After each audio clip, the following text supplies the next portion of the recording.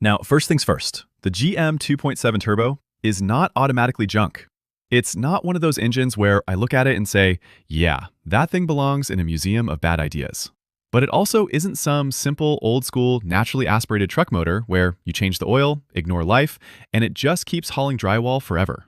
This is a modern turbo four-cylinder truck engine. That means more torque, more tech, more electronics, more systems, and more ways for something dumb to ruin your afternoon.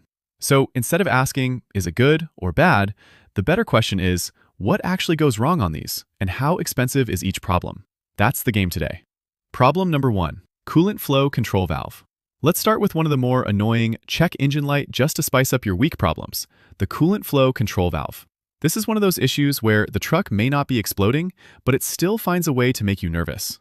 You get a code, maybe some weird cooling behavior, maybe the light comes on, and now you're standing there acting like you understand what flow control strategy fault means. You don't. I don't blame you. It sounds like something a politician says when he forgot the truth. Best case scenario, it's a one-time thing and ends up being mostly a diagnostic visit. Worst case, that valve actually needs to be replaced. And this is where I like to separate problems into two categories, beer money pain and rent money pain. This one is usually beer money to small rent pain. If it's just diagnostic and verification, you might be looking at around 80 to 180 bucks.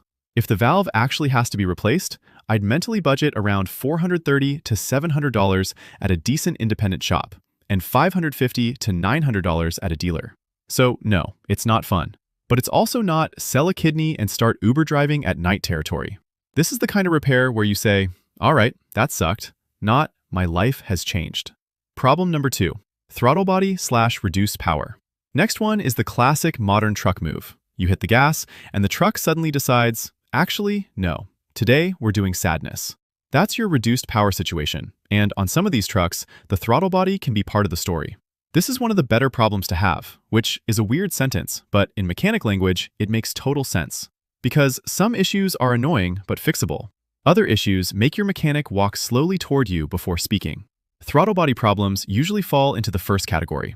The truck may feel lazy, throw a code, or go into reduced power mode, and the fix can be pretty straightforward if that's really the root cause. This is often around $180 to $350 at an independent shop, maybe $250 to $450 at a dealer, assuming you're actually dealing with a throttle body and not a wiring or control issue hiding behind it. So if this is the problem, don't celebrate, but also don't start telling your family you've entered a new season of hardship. This one is usually manageable. Problem number 3, wiring harness chafing. Now we get into one of my least favorite categories of modern vehicle problems. Electrical nonsense with a personality disorder. Wiring harness chafing on these trucks is the kind of issue that can waste your time, waste your money, and most importantly, make you question your relationship with machines. Because a rubbed-through wire can give you misfires, reduced power, random warning lights, weird intermittent behavior, hard starts, no starts, or the all-time mechanic favorite. It only does it sometimes. Oh, great. Love that. Thanks, truck. This is where owners get burned. Because the repair cost depends less on the price of the part and more on how deep the problem goes and how long it takes to find. And wiring issues are like rats in the walls. You don't care how small they are. You care where they are and how much damage they already did. If it's a simple chafe point and the shop finds it quickly, maybe you're in the $250 to $500 range. If multiple wires are damaged, or you need a section repaired or a sub-harness replaced, now you're more in the $450 to $900 range. If the damage is bad enough that you're replacing a major harness, now you can be staring at $1,100 to $2,000 or more. And this is why wiring problems are dangerous. Not because every one of them is catastrophic, but because what starts as probably nothing can turn into, why is this invoice built like a mortgage document? Problem number 4, injector / fuel flow problems. Now, let's talk about injectors, because this one can go one of two ways. And one of those ways is almost funny. The other way is not funny at all. This is the kind of issue where the truck either needs a software update and everyone goes home happy, or it wants actual injector work and suddenly your budget starts sweating. This is one of those areas where you have to know exactly what you're dealing with, because if the truck falls into the easy category, it may just need a control module reflash or an update that corrects the injector flow management. That's basically the truck version of, have you tried turning it off and back on again? And sometimes, genuinely, yes, that's the fix.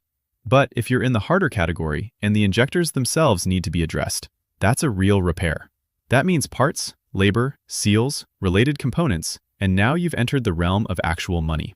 If it's just a reflash or programming update, maybe $100 to $250 customer pay, and in some cases it could be covered if there's an open campaign. If it's real injector work, I'd budget around $700 to $1,400 at an independent shop, and maybe $900 to $1,700 at a dealer. So this one is the perfect GM 2.7 turbo summary. It could be a laptop fix, or it could be, well, that's my vacation money gone. Problem number 5. Cracked block/engine replacement. All right, here's the one that changes the whole conversation. This is not the annoying problem. This is not the, I guess I'll deal with it problem. This is the walk away or make sure somebody else is paying for it problem. If you're dealing with a cracked block or an engine replacement scenario, the mood changes instantly. The music stops. The bartender looks concerned. Your wallet starts texting people it loves. This is the rare but brutal category. Because once you're talking about a full engine replacement, the question is no longer, can I fix this? The question becomes, should I even be in this deal at all? That's where this stops being a repair conversation and becomes a decision-making conversation. Because sure, technically almost anything can be fixed. So can a house after a fire. That doesn't mean you want to buy it during the smoke phase. If this turns into an out-of-pocket engine replacement, I'd mentally prepare for at least $7,500 to $9,000, and at a dealer, it can absolutely climb into $9,000 to $11,000 plus territory. That's why this is the one issue where I don't even get cute with negotiation. This is not a knock $500 off and we're good situation. This is a either this is covered, documented, and handled properly, or I'm leaving situation. Because if you casually buy into a bad engine scenario on one of these, you're not buying a truck anymore. You're sponsoring a recovery program for your local service department. So what's the real takeaway? Friendly summary. Here's how I break it down like a normal human being. Small to medium issues like the coolant valve, throttle body, or a simple wiring repair? Annoying, yes. Deal breakers, not always. Those are the kinds of problems where the truck might still make sense if the price is right and everything else checks out. Injector-related stuff? Now I'm more cautious, because that can swing from cheap update to real money pretty fast. Full engine replacement territory? That's where I stop pretending optimism is a strategy. The simple money scale. This is how I'd think about the risk on a GM 2.7 turbo. $200 to $500. Irritating, but survivable. $500 to $1,500. Real repair, now we're paying attention. $7,000 plus. This is no longer a cute little truck problem. That's the scale. Buyer advice. If you're looking at one of these trucks, if you're shopping one of these, here's my simple rule. Don't ask only, does it drive nice? Ask, what kind of failure would ruin this deal? Because a truck can feel great for 10 minutes and still be one weird code away from turning your good deal into a story you tell angrily for 2 years. What you want is not perfection. You want controlled risk. That means checking service history, making sure open campaigns are handled, scanning codes, looking for weird cooling behavior, reduced power history, injector issues, and anything that hints at electrical weirdness. Because on this engine, the expensive part is not always the part. Sometimes it's the path it takes to find the part. So, is the GM 2.7 turbo a disaster? No. Is it the kind of engine I'd buy blindly because somebody online said, mine's been fine? Absolutely not. This is one of those engines where being informed matters way more than being optimistic. And that's the whole point of this video. Not to panic, yo.